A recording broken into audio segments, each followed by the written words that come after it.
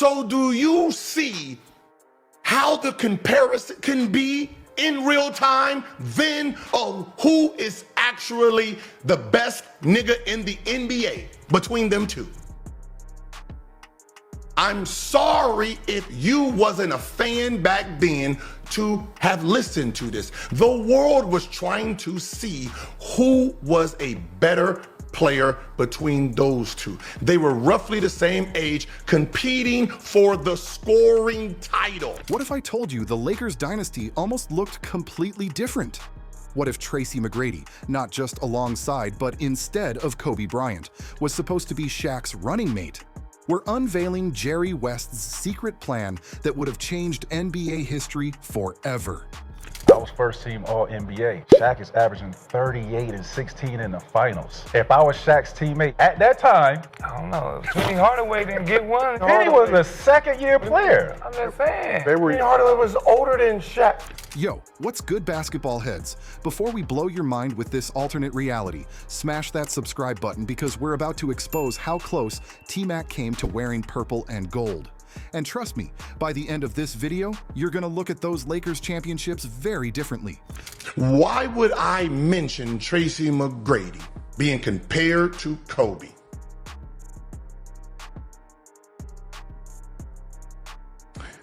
Kobe Bryant averaged 30 points a game in 02-03. Do you want to see what T-Mac? 02-03. 02-03, the leading scorer in the NBA. So Gilbert Arenas has been going off lately defending Tracy McGrady's controversial take about winning rings with Shaq. Who is actually the best nigga in the NBA between them two? I'm sorry if you wasn't a fan back then to have listened to this. The world was trying to see who was a better player between those two. They were roughly the same age, competing for the scoring title. But here's what most people don't know. This isn't just some hypothetical fantasy. Jerry West actually tried to make this happen. Not in 1996 before Kobe, but in 1997, after Kobe was already on the team. To watch him work out, it was like ridiculous, okay? I mean, he's like a man playing against kindergarten people. That's how advanced he was. He was versatile, but he was a ferocious defender. According to former Lakers coach Del Harris, Jerry West became obsessed with Tracy McGrady after his pre-draft workout in 1997. And when I say obsessed, I mean the logo was ready to blow up the entire roster to get him. This isn't speculation, folks. This is documented history that somehow got buried under championship parades. There's a lot of moving parts that has to come into play to winning championships. With my game and how I play, you don't think if I had the right pieces around me, I couldn't win a championship? Bro, I was one of the top players in the league. I just didn't have the pieces around me. But let's rewind to where it all started. It's July 1996 at the legendary Adidas ABCD camp. Tracy McGrady walks in wearing jersey number 175. Yeah, 175. He was literally the last player invited. Nobody knew who this kid from Florida was. He wasn't even on the top 500 recruiting lists.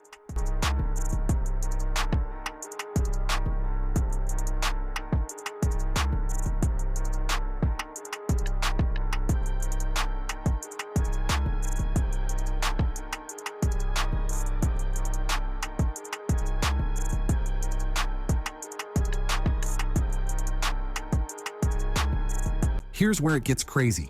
Adidas had both future superstars in their camp system. Kobe had already made waves, but T-Mac? This unknown kid went from jersey 175 to the #1 ranked player in the country by the end of that camp. We're talking about a 6', 8" guard who was crossing over Lamar Odom and windmill dunking on future NBA players. Sonny Vaccaro, the godfather of basketball camps, gave T-Mac that platform, and the kid absolutely wrecked it. NBA scouts were literally calling their GMs during halftime saying, "We found the next one." Fast forward to 1997. T-Mac enters the draft, and guess who's first in line? Jerry West and the Lakers. Now remember, they already had Kobe from the previous year, but according to Del Harris himself, and this is a direct quote, McGrady's workout was even more impressive than Kobe's legendary workout that made West trade for him. Oh, Tracy McGrady, according to Jerry West, came in with a more mature body and had probably even an even better workout with Michael Cooper the following season when he was supposed to get drafted. And Jerry West was so impressed that his plan was to bring Tracy McGrady onto the Lakers. Think about that for a second. Jerry West watched teenage Kobe destroy Michael Cooper in workouts and said, yeah, he's special. Then he watched T-Mac a year later and said, hold up, we might need both of them. The logo wanted to create a big three before big threes were even a thing: Shaq, Kobe, and T-Mac. But here's where the story takes a turn. Jerry Buss, the Lakers owner, shut it down. Why? He didn't want to give up Eddie Jones, their all-star guard, for another teenager. Buss was desperate to end the championship drought and thought adding another high school kid would set them back. Imagine being the guy who said no to Tracy McGrady. So Jerry West wanted to trade Eddie Jones for Tracy McGrady, but Jerry Buss pulled the plug on the deal. And the reason he did that was because he thought the Lakers would not be in the title mix if they had traded for a young Tracy McGrady. They felt that now Kobe and McGrady, it probably would have took them more time to try to develop, and they would have not been in contention for championships for years to come. Now wait a minute. Let's address the Mamba in the room. Before we crown T-Mac as the lost Laker legend, we need to talk about what Kobe Bryant actually was at 18 years old. I saw a clip. You said something like Kobe tricked you for like 5 years straight, like with. Oh yeah, with the whole yeah. I thought that was like, you know, because I one thing about me, people know when they play me, like I read, I know all the plays, I read the scouting reports, I do a deep dive in it. So like for forever, I thought it was just like a call that he was calling that Phil Jackson was like, you know, feel like Kobe, you know how he used to do with Mike, triangle offense. Man, I realized that shit was give me the ball and everybody get the fuck out the way. Even LeBron James admitted he was fooled by Kobe's basketball genius. For like 5 years, I thought Kobe was calling real plays. Bro was just saying, get out the way. You think T-Mac at 18 had that same swagger? That same, I'll take your best defender and score 81 on him mentality?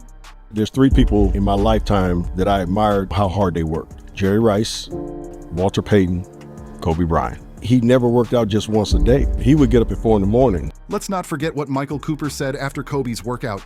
This kid is better than anyone on our roster right now. Cooper was a defensive specialist who shut down Larry Bird in the finals, and teenage Kobe made him look silly. That's not revisionist history. That's what actually happened. Now recently, Gilbert Arenas has been going hard defending T-Mac's comments about winning with Shaq.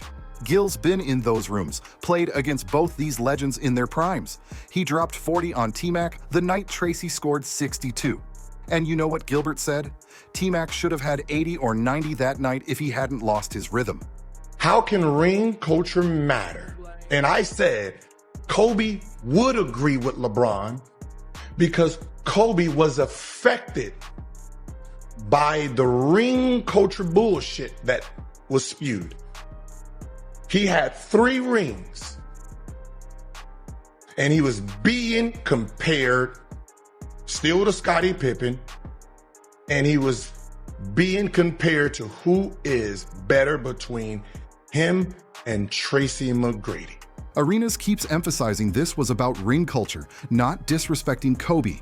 T-Mac and Kobe were tight, like brothers tight. The whole debate is about how we judge careers based on team accomplishments.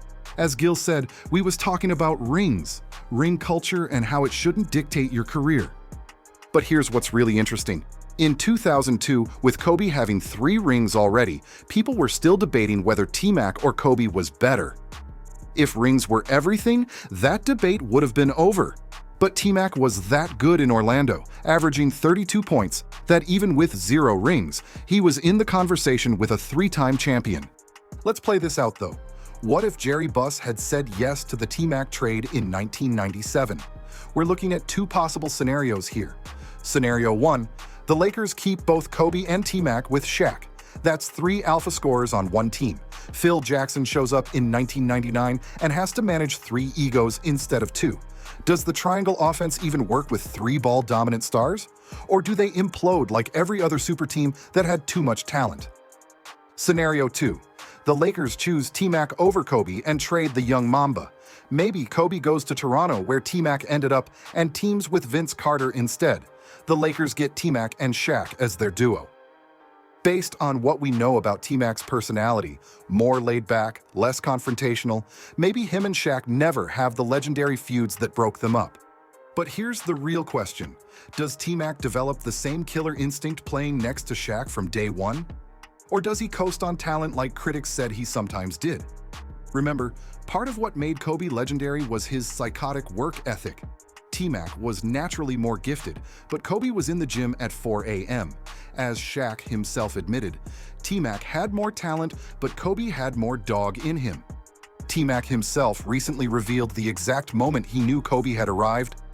It was Game 4 of the 2000 NBA Finals against Indiana. Shaq fouls out in overtime, and 21-year-old Kobe takes over. This wasn't Shaq's sidekick anymore. This was a killer who wanted to rip your heart out.